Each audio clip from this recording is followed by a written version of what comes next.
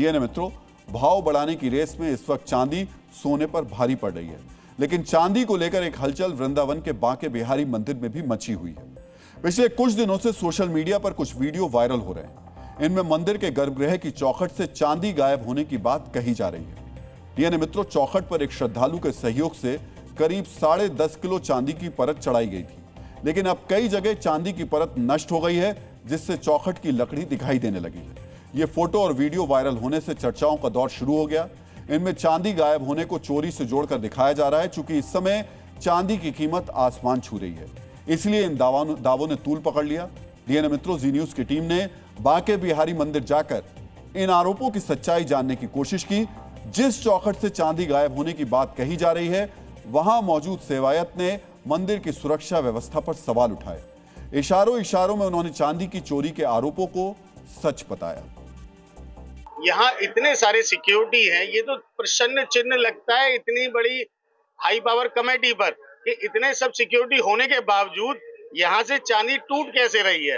रात भर यहाँ सिक्योरिटी रहती है, 150 से 200 आदमी सिक्योरिटी वाले हैं, कैमरे भी लग रहे हैं, चोरी हो रही है। और कैमरे भी यदि आप यहाँ हर जगह लगा देंगे तो फिर सिक्योरिटी क्या कर रही है। सोशल मीडिया से लेकर मंदिर के सेवायत तक चांदी की चोरी की बात कह रहे हैं, लेकिन सुप्रीम कोर्ट द्वारा नियुक्त मंदिर की हाई पावर प्रबंधन समिति की कुछ और ही दलील है। प्रबंधन समिति ये तो मानती है कि चौखट से चांदी की परत हट गई है, लेकिन इसके पीछे वो चोरी नहीं बल्कि इत्र वाली थ्योरी बता रही है। प्रबंध समिति का कहना है कि भक्त चौखट पर ठाकुर जी के लिए इत्र सेवा करते हैं।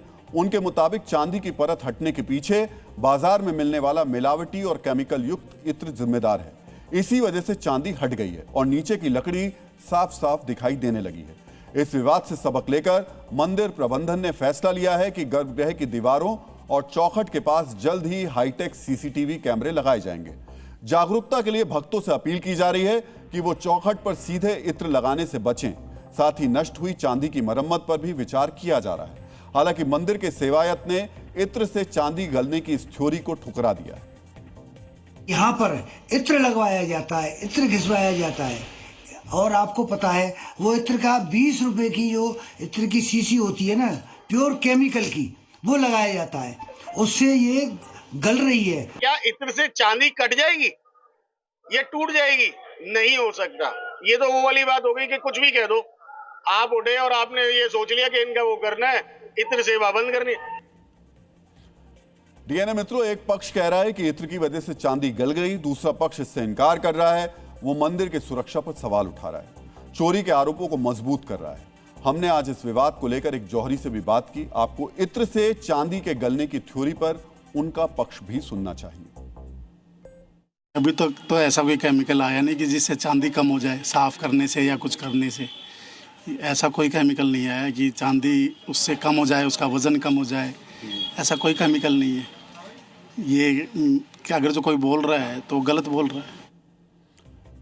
डीएनए मित्रों, बांके बिहारी मंदिर करोड़ों भक्तों की आस्था का केंद्र है। देश के कोने कोने से श्रद्धालु यहां आते हैं। ऐसे में जब वहां चांदी की चोरी के आरोप लग रहे हैं तो इसकी निष्पक्ष जांच होनी चाहिए। चांदी चोरी के आरोपों का सच सामने आना चाहिए।